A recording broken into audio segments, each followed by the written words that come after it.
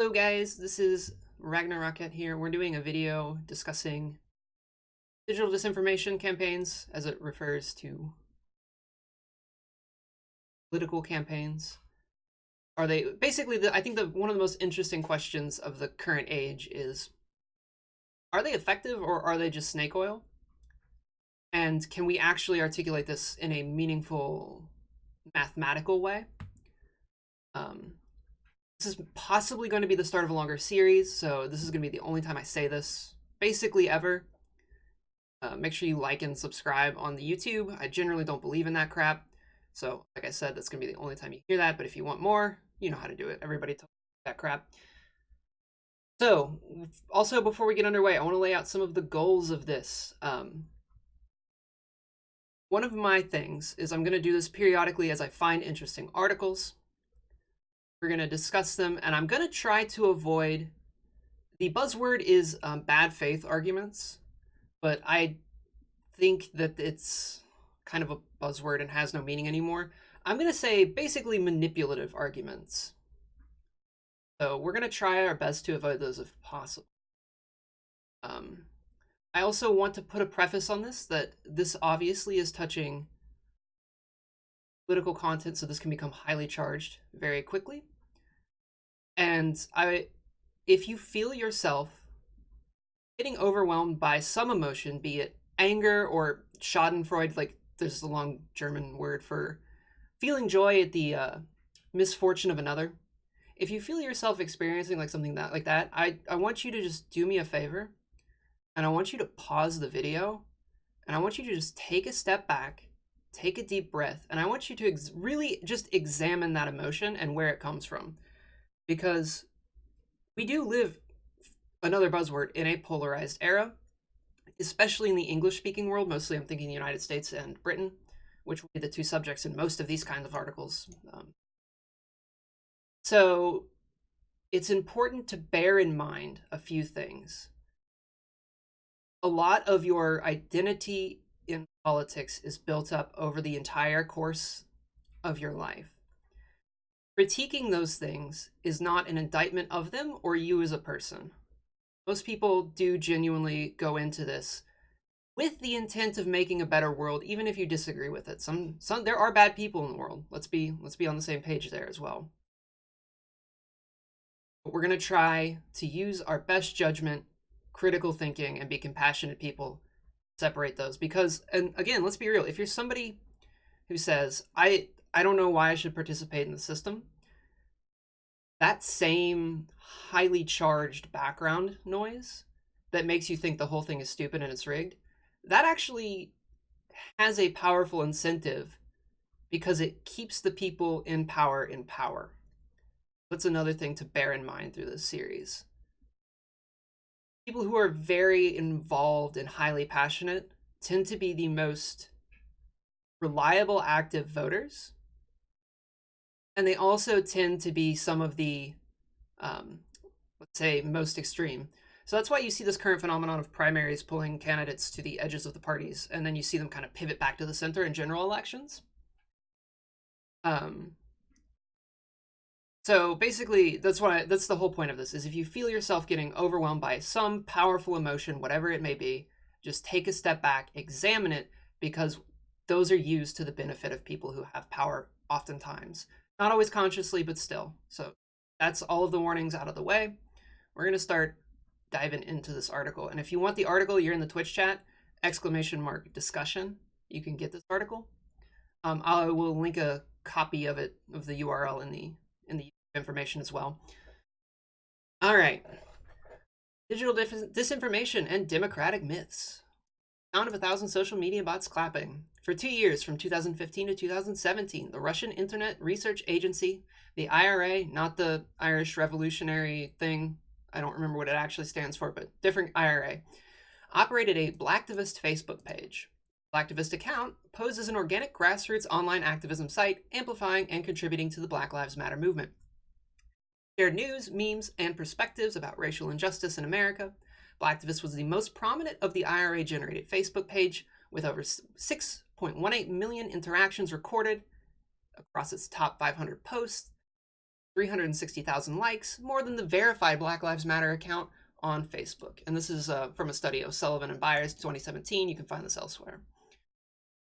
In congressional hearings about Russian online disinformation and propaganda campaigns, poster-sized versions of Blacktivist posts and on prominent display. Blacktivist stands as a warning sign of the sheer volume of online disinformation activities by foreign actors in the US politics. So right off the bat, we have a large group that is entirely fake, and it actually becomes so large that it eclipses the actual activists in the group. That's already an interesting note. What should we make of these numbers, though? On the surface, it appears the IRA's Blacktivist account was more popular than the Black Lives Matter Facebook account, but these numbers are inflated to an unknown degree. We do not know what portion of the page's interactions, shares, likes, and comments were from unsuspecting American citizens, compared to the portion that was from automated or deceptive accounts operated by click-farming IRA employees. Easiest route to high Facebook interaction is to build a network of bots sharing, liking, and commenting back and forth one another.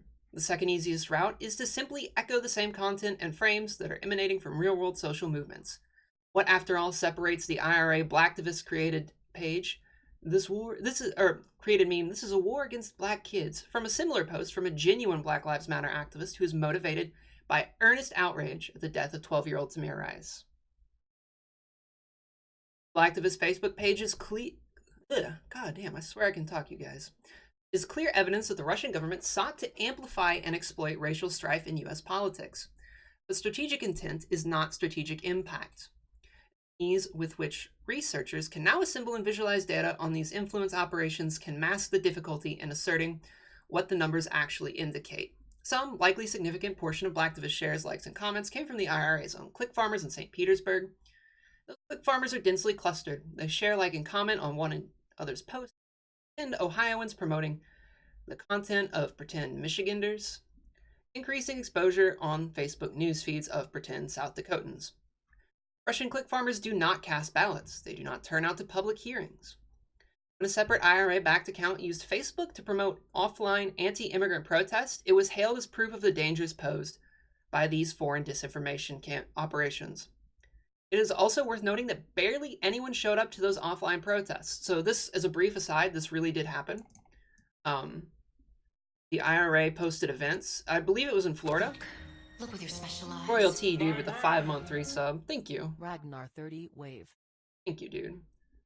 So this really did happen. They organized events publicly on Facebook. They invited a bunch of people in the region.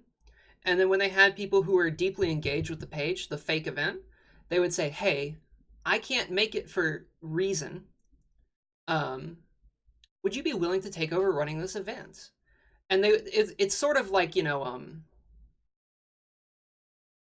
I guess a generic scam where it's like, send me $200, but instead it's like, run my event for me because obviously I'm in St. Petersburg. I can't go to Florida to run this troll event. And they did it to actual factual both sides. They tried to organize both a protest and a counter-protest whenever possible. They were both very small in impact, but they did have people show up. Generating social media interactions is easy. Mobilizing activists and persuading voters is hard. Online disinformation and propaganda do not have to be particularly effective at duping voters or directly altering electoral outcomes in order to be fundamentally toxic to a well-functioning democracy. The rise of disinformation and propaganda undermines some of the essential governance norms that constrain the behavior of our political elites. It is entirely possible that the current disinformation disorder will render the country ungovernable, despite barely convincing any mass of voters to cast ballots that they would not have otherwise cast. So also, I want to mention this too, while I'm on the subject, I'm thinking about it. When it comes to these engagement stats, for Facebook specifically, I know this one, is if you see an ad for 1 second, that counts as an engagement. So if you're scrolling through really quickly through your feed, and you scroll quickly past it, that still counts as an engagement. It's very hard to know the true numbers, and who is actually moved. I'll probably do another video on the digital advertising bubble, because there's no like control testing usually or is this effective? The example that I'll give is eBay, for reasons, had to stop advertising for 3 months, and they didn't notice a drop in traffic because the people who wanted to go to eBay and were Googling eBay were already going there despite having basically two links. You had the promoted link on top and then the eBay link. So the people who wanted to go to eBay already knew about it and were going there. They were not pulling in new clicks, was basically the idea there. So much of the attention paid by researchers, journalists, and elected officials to online disinformation and propaganda has assumed that these disinformation campaigns are both large in scale and directly effective. This is a bad assumption and is an unnecessary. We need not believe this digital propaganda can hack the minds of a fickle electorate to conclude that digital propaganda is a substantial threat to the stability of American democracy. In the promoting of the narrative of the IRA's direct effectiveness, we run the risk of further exacerbating this threat. The danger of online disinformation isn't how it changes public knowledge, it's what it does to our democratic norms. So why are direct effects so rare? How many votes did Cambridge Analytica affect in the 2016 presidential election? How much of a difference did the company actually make? Cambridge Analytica has become something of a Rorschach test among those who pay attention to digital disinformation and micro-targeted propaganda. Some hail the company as a digital Svengali, famous profit predictor guy, con man, harnessing the power of big data to reshape the behavior of the American electorate. Others suggest the company was peddling digital snake oil with outlandish marketing claims that bore little resemblance to their mundane product. One thing is certain, the company has become a household name, practically synonymous with disinformation and digital propaganda in the aftermath of the 2016 election. Claim credit for a surprising success of the Brexit referendum and the Trump digital strategy. Journalists such as Carol Cadwalder and Hans Grassiger and Mikhail Krogeris, odd names, sorry guys, I know I butchered those, have published long-form articles that dive into the quote-unquote psychographic breakthroughs that the company claims to have made. Cadwalder also exposed the links between the company and a network of influential conservative donors and political operatives. Whistleblower Chris Wiley, who worked for a time as the company's head of research, further detailed how it obtained a massive trove of Facebook data on tens of millions of American citizens in violation of Facebook's terms of service. The Cambridge Analytica scandal has been a driving force in the current techlash and has been the topic of congressional hearings, documentaries, mass market books, and scholarly articles. The reasons for concern are numerous. The company's own marketing materials boasted about radical breakthroughs in psychographic targeting, developing psychological profiles of every U.S. voter so that political campaigns could tailor messages to exploit psychological vulnerabilities. Those marketing claims were paired with disturbing revelations about the company violating Facebook's terms of service to scrape tens of millions of user profiles, which were then compiled into a broader database of U.S. voters. Cambridge Analytica behaved unethically. It either broke a lot of laws or demonstrated that old laws need updating. When the company shut down, no one shed a tear.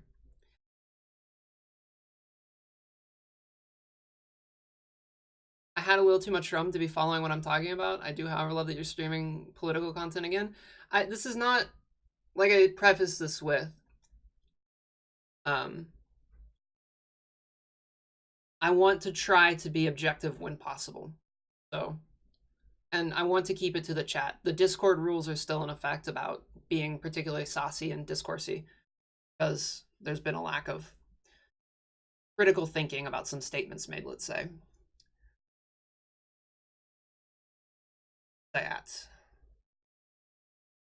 But what is less clear is just how effective Cambridge Analytica's product actually was from the type of micro-targeted digital advertisements that every other US electoral campaign uses. Many of the most prominent researchers warning the public about how Cambridge Analytica uses our digital exhaust to hack our brains are marketing professors, more accustomed to studying the impact of advertising in commerce than in elections. The political science research community has been far more skeptical. An investigation from Nature magazine documented that the evidence of Cambridge Analytica's independent impact on voter behavior is basically non-existent, Gibney 2018. No evidence that psychographic targeting actually works at the scale of the American electorate. There's also no evidence that Cambridge Analytica in fact deployed psychographic models while working for the Trump campaign. The company clearly broke Facebook's terms of service in acquiring its massive data set, but it is not clear that the massive data set made much of a difference. At issue in the Cambridge Analytica case are two baseline assumptions about political persuasion in elections. First, what should our point of comparison for digital propaganda be in elections? Second, how does political persuasion in elections compare to persuasion in commercial areas and marketing in general? There's a universal agreement that data-driven political campaigns are able to more efficiently target their communication. Political scientists who take issue with the Cambridge Analytica narrative are more narrowly questioning the marginal additional value of social media and psychographic data. Eaton Hirsch, for example, studied campaigns' use of data in his 2015 book, Hacking the Electorate. He found that campaigns are primarily interested in estimating two variables: one, the likelihood of voting, and two, candidate preference. These are the variables that campaigns use to build persuasion and turnout models. And for both variables, the lion's share of explanatory power comes from the voter file, which includes an individual's voting record and, in most states, their party recognition. In states that included party registration data, Hirsch found out that adding consumer data and social media data added effectively nothing to the campaign's persuasion and turnout models. In states that lacked party registration data, Hirsch found that consumer and social media data were used as a proxy to fill in the gap, but they were a poor proxy, leaving campaigns partially blind. These characteristics, party registration and vote history, are far more predictive for the variables that political campaigns care about than any personality profile based on a collection of Facebook likes. Any idea what kind of math gets used to model these things? Ask me again at the end. We're holding all questions till the end because I don't want to get pulled off track. At issue, here's a stark reality of contemporary American elections. Political persuasion is exceptionally hard. In a recent meta-analysis of field experiments in American elections, Joshua Kalla and David Brockman in 2018 found that the best estimate of the effects of campaign contact and advertising on Americans' candidate choices in general is 0. Additionally, they note that when a partisan cue and competing frames are present, campaign contact and advertising are unlikely to influence voters' choices. In other words, Republicans and R-leaning independents vote for Republican presidential nominee. Democrats and D-leaning independents vote for the Democratic presidential nominee.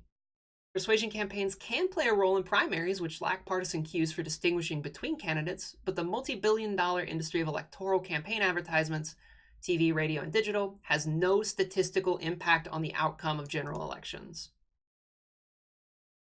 Say that again. No statistical impact on the outcome. Political persuasion is systematically different from the other forms of marketing and propaganda. Imagine if there were only two soft drinks in America, Coke and Pepsi. Further, imagine that American citizens could buy only a single soft drink once every 4 years, and that their brand attachments began forming during their childhood and remain mostly stable over time. So assume that Coke and Pepsi spend several $billions over the course of a year to reinforce Americans' pre-existing attachments to these soft drinks. Under these conditions, high consumer awareness, strong existing preference, and an extremely narrow purchasing window, high advertising volume, we would presumably expect new advances in advertising to have only the slightest effects on the ultimate outcome. Model and slice the public however you like. At the end, Coke drinkers will purchase their quadrennial Coke, and Pepsi drinkers will purchase their quadrennial Pepsi. I think this is a little bit of a clunky metaphor, but you kind of get the point. Micro-targeted marketing and persuasion have a greater marginal influence under more relaxed conditions that we find in other forms of marketing and culture. Low consumer awareness, weak existing brand attachment, repeat opportunities to purchase the product, and or low advertising volume. Direct impact on voter behavior, in other words, is a higher bar than you would find in any other type of behavioral change. Consider an alternative hypothetical example, gym membership sales. If Cambridge Analytica's fanciful claims about breakthroughs in the science of psychometric targeting were really true, we ought to see the same techniques producing massive value when applied to the marketing of pricey gym memberships. One can measure the outcome variable on a weekly basis, how many people were tempted into signing up for a new membership plan. Different messages should affect people with different psychological profiles and vulnerabilities. The marketplace is large, but it's not completely saturated with advertising. It's been several years since Cambridge Analytica supposedly deployed these techniques on an unwitting populace in the United States and the United Kingdom. So why have these same techniques not been used for gym membership sales? Or I guess I would expand that to general marketing. Um, I also think the important thing that's kind of unsaid in this paragraph is that you don't typically tend to have more than one gym membership. There's nothing that really precludes you from having multiples, I guess, but it does tend to be a exclusionary choice. You choose one and stick with it unless you see a reason to change. You don't have multiple gym memberships. Moreover, why would a marketing firm want to use a presidential election to test out and develop these techniques? Presidential elections are extremely hard test case for psychometric advertising, and the ultimate outcome variable that campaigns care about, candidate choice on election day, can only be measured a single time. Even if one believes in the potential of targeted digital advertising on the basis of psychological profiles, a presidential campaign would be the worst place to test and refine this type of advertising. One gym membership is too many, IMO. Yeah. I've seen over the past few years a chilly divide forming within the research community. On one side are the digital media researchers who see genuine cause for alarm in the rise of digital disinformation and propaganda. They argue that digital media presents new propaganda and disinformation threats. They hold that Cambridge Analytica is proof of how the landscape is changing. They warn the mainstream political scientists have their collective heads in the sand. The other side are the political science researchers who see a hype bubble forming and want no part of it. They point to a literature on campaign persuasion and mobilization that shows tiny to null effects across the board. They argue that Cambridge Analytica's marketing collateral should not be accepted at face value. They warn that this new group of researchers lack clear counterfactuals and appear to be chasing the latest headline, the divide that could fundamentally undermine this emerging field of research. And it is a divide that we can bypass if we set aside the narrow focus of direct impacts of disinformation and propaganda in elections. Disinformation and propaganda are not dangerous because they effectively trick or misinform otherwise attentive voters. They are dangerous because they disabuse political elites of some crucial assumptions about the consequences of violating the public trust. Blech. I should have gotten a water before this too. Myth of the attentive public. Why should we care about disinformation and propaganda if we cannot even show direct persuasive impacts? Discussions of media, propaganda, and online information often rest upon the premise that a well-informed public is a necessary condition for a functional democracy. How, after all, are citizens supposed to hold politicians accountable if they lack accurate information with which to evaluate governmental performance? There's an awkward flaw in this line of reasoning, however. American democracy has never had a well-informed public. Michael Schudson documents in his 1998 book, The Good Citizen, A History of American Civic Life. We have not declined from some past golden era of well-informed, attentive citizens. The citizens of any particular decade have never lived up to our expressed civic ideals. The same insight is further supported across a range of empirical literatures, including Michael Deli Carpini's and Scott Keeter's 1996, What Americans Know About Politics and Why It Matters, John Zaller's 1992, The Nature of Mass Opinion, and Susan Herbst's 1998, Reading Public Opinion. Ever since the rise of public polling in the early 20th century, it has been abundantly clear that most American citizens do not follow political and civic affairs closely.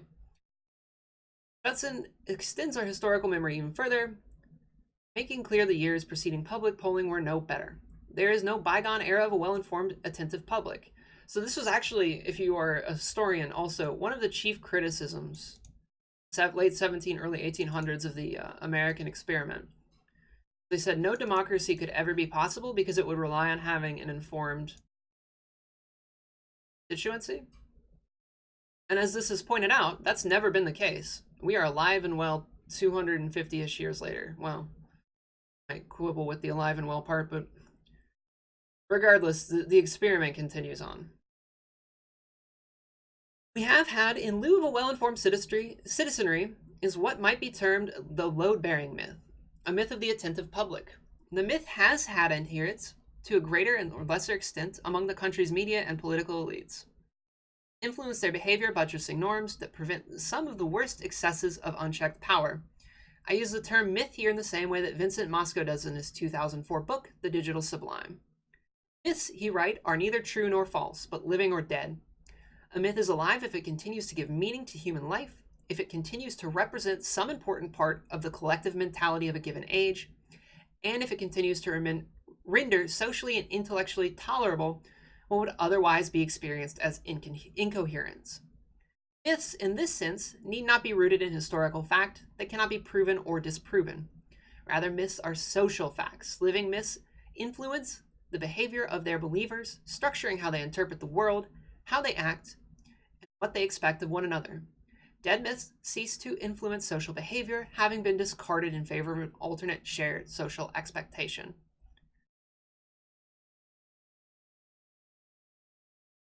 I'm going a bit too fast. Okay, we can slow down a little bit. The myth of the attentive public has long held favor among American media and political elites. It states that there is a public trust between politicians and their constituents. These constituents are aware, or might at any time become aware, of politicians that stray from their public promises or violate the public trust. And that those who are found to violate the public trust or break their public promises will incur a cost. The myth of the attentive public is, in many ways, what separates democracy from all other forms of governance. It imbues voting with the importance of an active referendum upon the state of policymaking, where in non-democratic countries, voting serves just as a civic ritual that signifies the ongoing assent of the masses to continue to be governed. Yeah, so this is like obviously untrue, right? At least in the American case, because I can think of several cases offhand where public wrongdoing has been exposed by elected officials and they just never leave office. And that's of multiple parties as well, so don't interpret that as, those other guys. I'm also trying to avoid, both sides, they're equally bad, that kind of thing, but we can see the myth of the attentive public at work when politicians struggle to justify how their votes on legislation square with their campaign promises. We can see it when journalists try to catch politicians contradicting themselves. We can see it in the rise of the fact-checking industry, Graves 2016. The media as the watchdog or fourth estate of American government is premised upon the belief that the media plays a vital role in keeping the mass public suitably informed. Political elites take this interaction seriously because they believe in the myth of the attentive public. We are governed both by laws and by norms. The force of law is felt through the legal system. Break the law and you risk being sued or jailed. The force of norms is felt through social pressure. Violate norms and you will be ostracized. The myth of the attentive public anchors a set of norms about elite behavior. Politicians should not lie to the press. They should keep their campaign promises. They should consistently pursue a set of goals that are justifiable in terms of promoting the public good, not merely in terms of increasing their own odds of winning the next election. And while laws change formally through the legislative process, norms change informally and in a haphazard fashion. When someone breaks a long-held norm and faces no consequences, when they test out part of the mythology and find that it can be violated without consequence, the myth is imperiled and the norm ceases to operate. This is a thing that you hear a lot, and I also feel is very buzzwordy, but there is truth in it, in that we can't let this be normalized, blah, norm. It is true. And there are people who will manipulate that to their advantage as well. I'm thinking specifically, there are certain breeds of extreme far-right people who will parrot the phrase, my opinion is equally valid under free speech. But that does not, obviously it precludes the government from persecuting you for said speech, but it does not preclude you from being ostracized, and that's where these norms come in. These social norms are how we set expectations for behavior. And that's why I have a hard time when people say, we need to respect everyone, because there are people who are bad and hostile and wish to do others harm, and the best way to control them, because you can't legislate in a meaningful way or you get in these weird gray area situations of who has what power, these social norms, that's how you ostracize somebody and remove them from the polite discussion, quote unquote. The problem comes in that there needs to be a mechanic as well to allow reintroduction to the social system. I think you see this right now with the memes about cancel culture, which again is a whole other thing, but there needs to be a mechanic to evaluate people who are honestly trying to improve, to heal and re-enter the social system, because you can't live as a pariah forever. But part of that in an extremely social species is need that option available to you. For democracy to remain functional, political elites, elected officials, judges, political appointees, and bureaucrats must behave as though A, they are being watched, and B, if they betray the public trust, they will face negative consequences. Otherwise, there is little to prevent outright corruption. If political elites behave as though there is no cost to outright lying or procedural hypocrisy, then preventing the slide into corruption is a Sisyphean task. So this is another thing too that I do want to point out, and we're gonna get a little bit possibly spicy, but you see this actually right now with let's say this, regardless of what you think about the process with the current impeachment of President Trump, uh, there was an investigation into did he or did he not collaborate with a foreign power in an attempt, successfully or otherwise, to influence election results. And while that investigation did not end with being impeached the first time, the Russian one, so what he did is he immediately turned around and he started doing effectively the same thing. He said, hey, if you're listening, blood country, investigate my political opponent. And this time he is being impeached for it. And you can disagree with the process or the, let's just say the process because I'm losing my train of thought. But regardless, that this is a great example of what we're talking about when they blatantly betray a norm and then there is no consequence, so that becomes the new norm. So that's why these sort of social consequences are important. That's why, even if I am of the opinion that impeachment in the Senate will go nowhere, but that is why it's important to have the consequence for the next person who tries it. The indirect effect of rampant online disinformation and propaganda, then, is to undermine the myth of the attentive public. If all news is fake, then there is no need to answer reporters' questions honestly. If the public is made up of easily duped partisans, there is no need to take difficult votes. If the public simply doesn't pay attention to policymaking, there is no reason to sacrifice short-term partisan gains for the public good. And while opinions within the research community are starkly divided about the direct effect of disinformation and propaganda, there's essentially unanimous agreement that these indirect trends are toxic and abundant. So there are a lot of people as well who will talk about how gerrymandering tends to keep politicians in power. And most of them actually don't understand when and where you can gerrymander because it's only in the House of Representatives at the federal level and at the state level. State senators, I guess, also have. But that is a mechanic that does help people retain power, but really, the more powerful thing is being able to question reality into a way that suits you. That is the mechanic that lets you retain power. Dangerous myth of the digital propaganda wizard. My years of studying digital politics and online activism, I have noticed two competing stories that researchers, practitioners, and journalists tell ourselves about the role of quote-unquote big data in politics. The first is a story of digital wizards, an emerging managerial class of data scientists who are capable of producing near omniscient insights into public behavior. Cambridge Analytica is just the latest iteration of this tale. And it is Cambridge Analytica that is cast as the nefarious digital propaganda wizards, subtly reshaping the electorate from the shadows. Last time it was the Obama data wizards, and they were celebrated instead of demonized. Yeah, so the 2008 Obama campaign was basically the first time that digital campaigning was done. They used it to target voters and turn them out. This is a thing I'm going to go on after. But every political campaign since then has tried to recapture the 2008 Obama machine in terms of data, and they actually fail because they misunderstand it.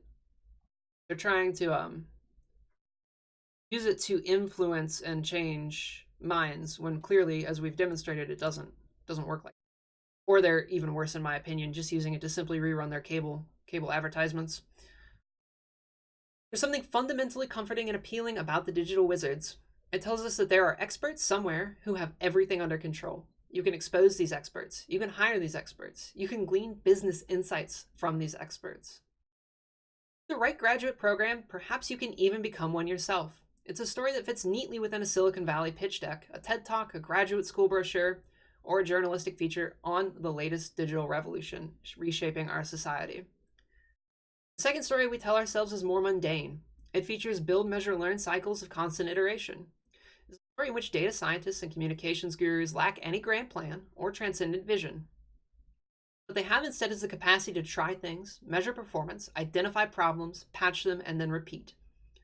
It's a tale full of messy workflows, incomplete data sets, and endless trial and error. There are no wizards in the second story, no omnicompetent geniuses enacting perfectly designed plans. There are just people, some talented, others less so, figuring out a few more things along the way. The first story is engaging and appealing, but it has little basis in reality. Simply put, we live in a world without wizards. It's comforting to believe that we arrived at this unlikely presidency because Donald Trump hired the right shadowy cabal.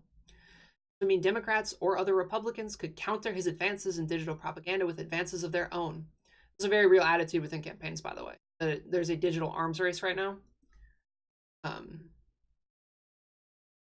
Or that we could regulate our way out of the psychometric arms race. It's a story with clear villains, clear plans, and precise strategies that may very well be foiled next time around. It's a story that keeps being told because it's so easy to tell. Pay a price for telling and retelling the story. The problem is that the myth of digital propaganda wizard is fundamentally at odds with the myth of the attentive public. If the public is so easily duped, then our political elites need not be concerned with satisfying their public obligations. If real power lies with the propagandists, then the traditional institutional checks on corruption can be ignored without consequence. It is easy for researchers to contribute to the myth of the propaganda wizards. Cambridge Analytica was made famous by well-meaning people trying to raise an alarm about the company's role in reactionary political networks. But I would urge my peers studying digital disinformation and propaganda to resist contributing to hype bubbles such as this one. It's not just that we risk creating an unnecessary and unproductive internal rift within interdisciplinary research community. Also that, in pursuit of high-impact research, we might be further eroding the very norms that we need to preserve. The first-order effects of digital disinformation and propaganda, at least in the context of elections, are debatable at best. Disinformation does not have to sway many votes to be toxic to democracy. Second-order effects undermine the democratic myths and governing norms that stand as a bulwark against elite corruption and abuse of power. In amplifying the myth of the digital propaganda wizard, we run the risk of undermining the load-bearing norms that we desperately need to be reinforced. These are important footnotes as well that I actually want to talk about. Cool. This is a trend that predates the modern social web. It can be traced back to at least the 1990s, gaining traction in 1994 with Newt Gingrich's Republican Revolution.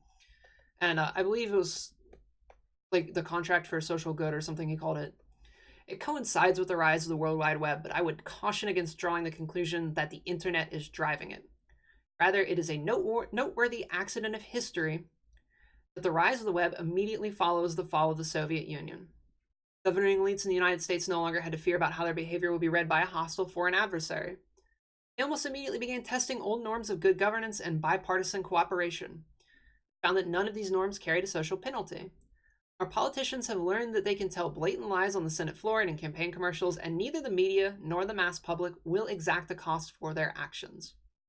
The Trump administration has radically accelerated this phenomenon. Online disinformation and propaganda play an indirect, amplifying role, providing a steady stream of social proof that the myth of the engaged public can be cast away with no immediate personal consequences. All right, I had a thing that I wanted to say as well.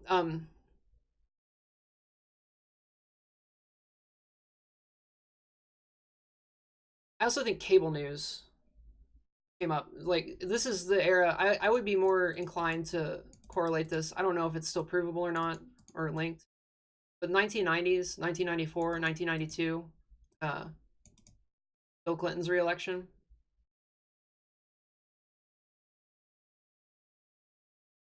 Yeah, because Bush was 2000, so it was 92. The Lewinsky scandal actually propelled CNN to be a mainstream thing and actually started building uh, cable news networks, and it would be right around this era as well. So I would kind of agree that I don't think this is the cause of the web. I think it just merely accelerates it and is a vehicle for it.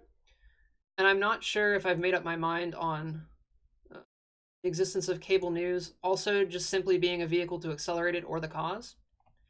But you can go back to the Lewinsky scandal of the 90s, and that really put gas in the 24-hour news network constant coverage.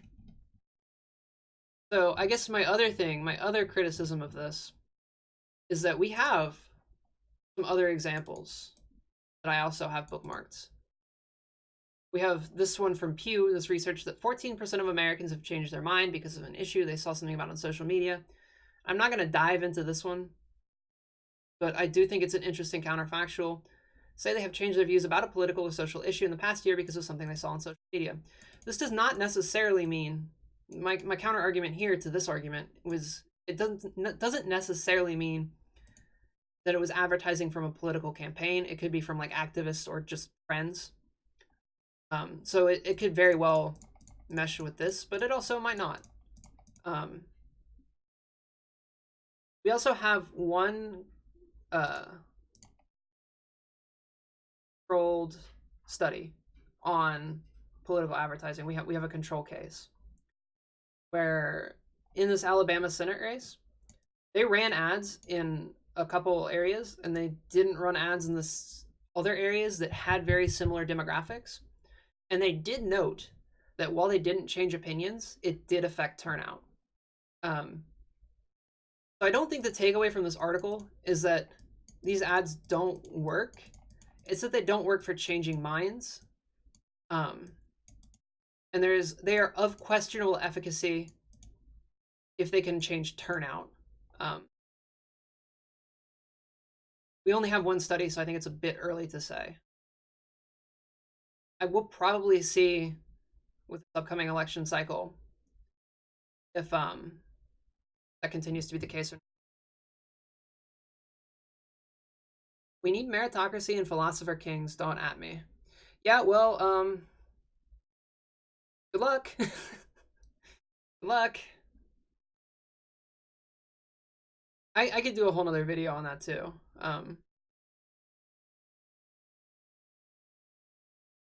We also got asked about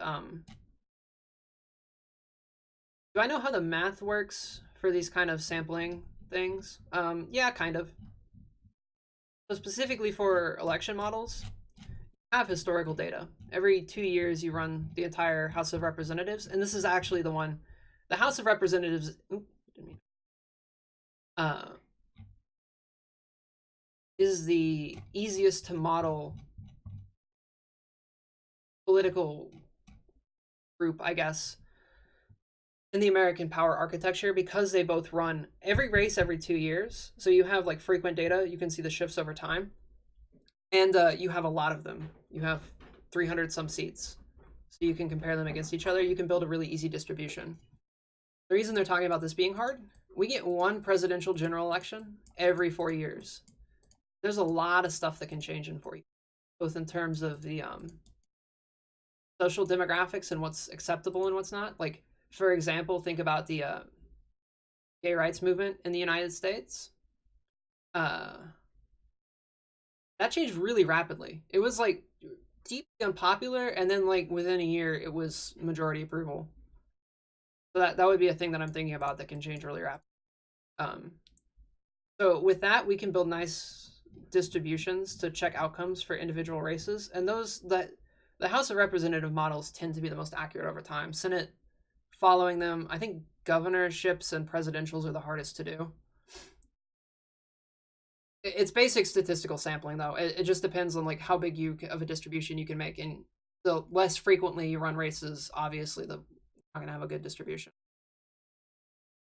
How familiar are you with different systems to distribute seats based on election results? You cannot do that in America. We have a thing called the United States Constitution that says that you have to assign X number of people to have a representative in the United States Congress.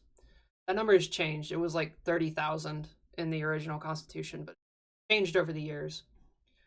But by nature of having to slice and assign groups of people to have a representative in the Congress, you almost always involve it almost always involves drawing lines on a map. You could argue that you say, let's say for example, you have 6 seats and you have a 60-40 election overall, that you could assign you could say, all right, we're gonna have 60% party A and 40% party B. So we're gonna say we're gonna have 4 representatives for party A and 2 for party B. And you could take all the party A voters and assign them each to one of the representatives. But that's a big mess, because then that can change a lot. We change those representatives all the time. You have to constantly be looking for them. So basically, the agreed upon thing, and it's possible now, I'll grant you, in the digital era, but we still do it based on geography, just because like it both respects cultural subgroups. And yeah, I'm talking about proportional representation right now. I'm telling you, it's a mathematical mathematical and legal impossibility in the United States. Um, I'll give you an example for the mathematical one in a minute. Um, so you end up with the case that you have to assign people somehow to have different representation, and people tend to cluster based on their ideas. I call BS. No, I don't care. Like you cannot do it in the United States, and I'll get in. Um, so if you're going to do that, we also have something called the Civil Rights Act, that you have to preserve majority minority districts. Those also cluster geographically, so you have to draw it geographically, and you have to assign a representative to those areas. Not saying it would be easy. Yeah, sure. It would require a constitutional amendment, and that's not going to happen. Like that. This is the problem with most internet leftists. I'm sorry, but it takes 2/3 of the states to come together and pass a constitutional amendment. There is an equal rights amendment for women right now that has been floated in the Senate for 40 fucking years, and it's a one vote away from like ratifying, and they're gonna have to do a bunch of stuff. It's taken 40 years to pass a deeply popular amendment recognizing that women have the same rights as everyone.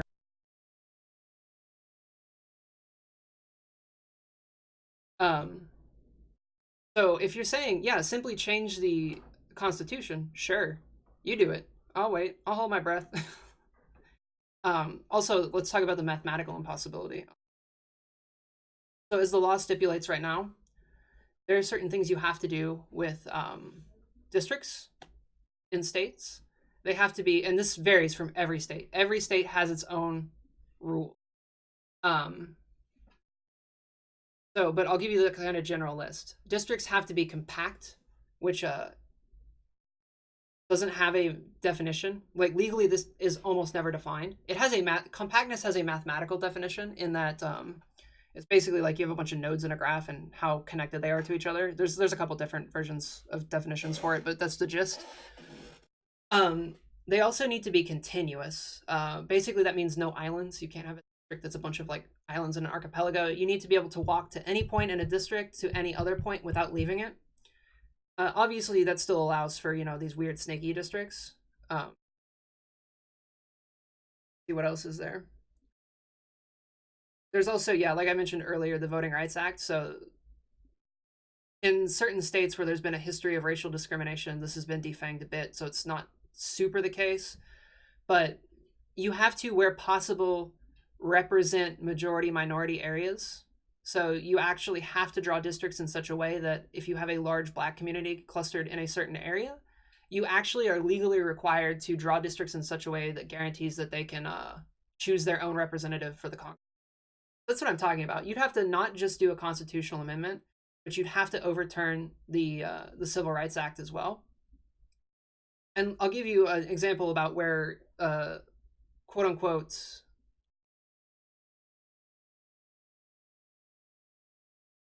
proportional representation is mathematically impossible. So let's take the state of Massachusetts, and let's assume that these rules stay and that they're given. Um, So what happens in Massachusetts? They routinely elect a full slate of Democratic representatives to Congress, and they routinely elect a moderate Republican governor, Mitt Romney famously.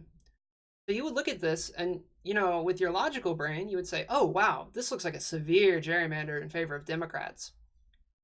Um, that's actually not the case. And it is a function of the way people are distributed across the state. So if you stipulate compactness, that precludes you from drawing more than one safe Republican district in the entire state. If you require compactness, because you'd have to snake through individual neighborhoods and start picking different houses of reliable Republican voters to create even one. You cannot draw two. Like, you mathematically cannot draw a map with two safe Republican districts in Massachusetts. But because of the way people are distributed, statewide, they tend to elect moderate Republicans as well. I know the U.S. has a real problem with sticking to an ancient paper to solve all its political questions. Rewrite the thing. Nope. I'm sorry, Euros. I don't disagree that it does impose weird handicaps, but also, like, you guys aren't doing too much hotter right now. Sorry. So I'm not. You guys trying to be sanctimonious about it when I see how EU elections go. Not the compelling argument you think you're making. Parliaments as well. You don't have any structural advantages that you think you do. So I guess that's going to be the video. Unless there are more questions, we'll wrap it here. That's a little bit over an hour, which is longer than I wanted this to go.